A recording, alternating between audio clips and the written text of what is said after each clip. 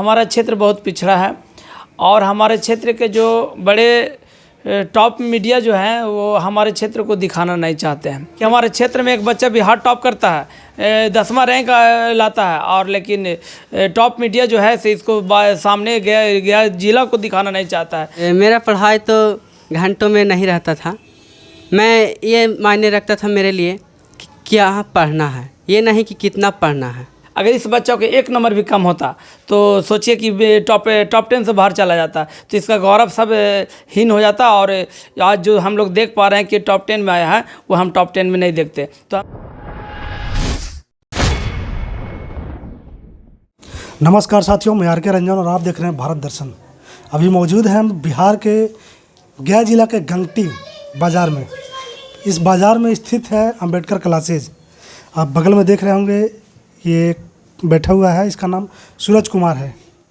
Bihar top कर 10वां स्थान प्राप्त किया है। हमारे दूसरे साइड बैठे हुए हैं अंबेडकर क्लासेज के शिक्षक यानी प्रोप्राइटर राजू कुमार।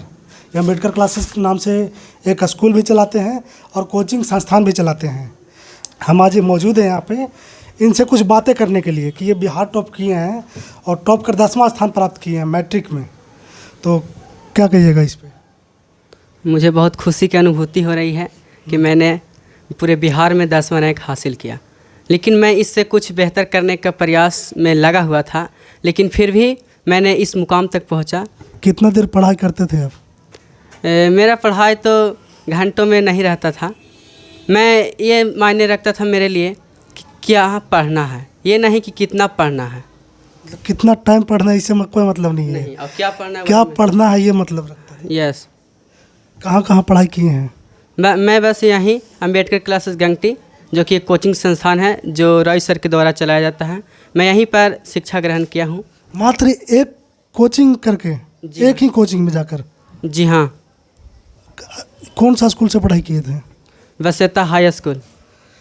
अब स्कूल की बात कर रहे हैं तो आप तो बिहार का स्कूल के बारे में अच्छा से जानते ही होंगे, हमें बताने की कोई आवश्यकता है नहीं। क्या उद्देश्य है आपका, आगे क्या करना चाहते हैं? हम आगे चलकर कुछ परिवर्तन के सिद्धांत पर यूपीएससी एग्ज़ाम निकालना चाहते हैं। अच्छा, यूपीएससी। जी। चलिए, और उसके अलावा? और उसके अलावा मुझे टीचिंग में भी बहुत रुचि होती है, तो मैं प्रयास करूँगा कि ये दोनों पद अगर मेरे पास हो तो और अच्छा बात है। अभी आप बिहार टॉप किए हैं जी, तो गांव और क्षेत्र में किस प्रकार से लोग आपको देख रहे हैं?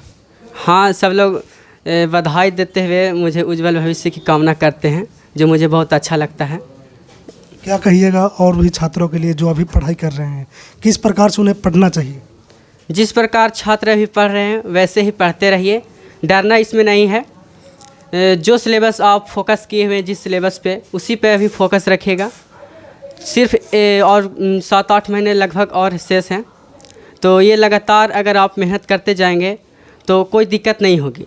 ये कुछ ज़्यादा हार्ड लेवल का नहीं है, बस आपको फोकस एक जगह ही होना चाहिए। मतलब मेहनत एक ही दिशा में करना होगा और ढंग से टाइम में पढ़ाई को आप ना बांटिए कि हमें कितना देर पढ़ना है। आप जो है सिर्फ अपने पढ़ाई पर ध्यान दीजिए, चाहे वो वक्त 1 घंटा लगे, 2 घंटा लगे या जितना देर लगे, आपको सिर्फ पढ़ाई पर ध्यान देना है। टाइम पे ध्यान दीजिएगा कि हमको 2 घंटा पढ़ना है, तो आप उस प्रकार का सक्सेस नहीं हो पाइएगा जिस प्रकार से सूरज जी हुए हैं। पापा का नाम क्या हुआ, थोड़ा सा बता दीजिए। पापा का नाम मेरा है शंकर साहब। पापा क्या करते हैं? एक किराना दुकान है, वो चलाते हैं। और मम्मी? मम्मी गृहिणी है, जो घर के कामकाज में हाथ बटाती है। अच्छा, कितने भाई हैं आप सब? मेरा एक छोटा भाई है जो जस्ट अभी 10th क्लास में गया है, और मेरी एक बड़ी बहन है जो मेरे साथ ही एग्ज़ाम दी है और उसका भी रिजल्ट बेहतर ही है। कौन सा डिवीज़न आया उनका?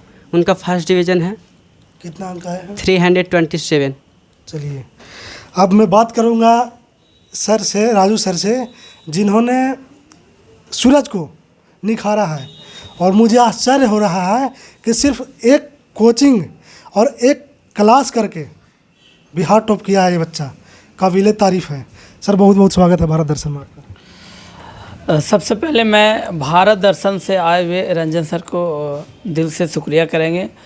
और हमें बेहद खुशी हो रही है कि हमारा, देखिए, हमारा क्षेत्र बहुत पिछड़ा है और हमारे क्षेत्र के जो बड़े टॉप मीडिया जो है वो हमारे क्षेत्र को दिखाना नहीं चाहते हैं। देखिए, हमें आपत्तिजनक इससे जब रिजल्ट आया तो 2 दिन 3 दिन के बाद भी हमें ऐसा लगा। हमने देखा कि और जो क्षेत्र है जैसे जमुई हो गया या शिवहर हो गया, जो भी जगह है जो हाईलाइटेड जगह है वहाँ पर देखते हैं कि जो बच्चा 412 आता है या प्रखंड टॉपर करता है तो खूब वायरल होता है, या उसका लोग मीडिया दिखाना चाहता है कि नहीं ये मतलब हमारा क्षेत्र जो है से बहुत आगे है। और हमारा क्षेत्र में सौभाग्य की बात यह है कि हमारे क्षेत्र में एक बच्चा बिहार टॉप करता है, 10वां रैंक लाता है, और लेकिन टॉप मीडिया जो है से इसको सामने गया जिला को दिखाना नहीं चाहता है, जो हमारा गया जिला का एक गौरव की बात है। और हमें इससे उम्मीद रहता है कि बच्चा और बेहतर करे।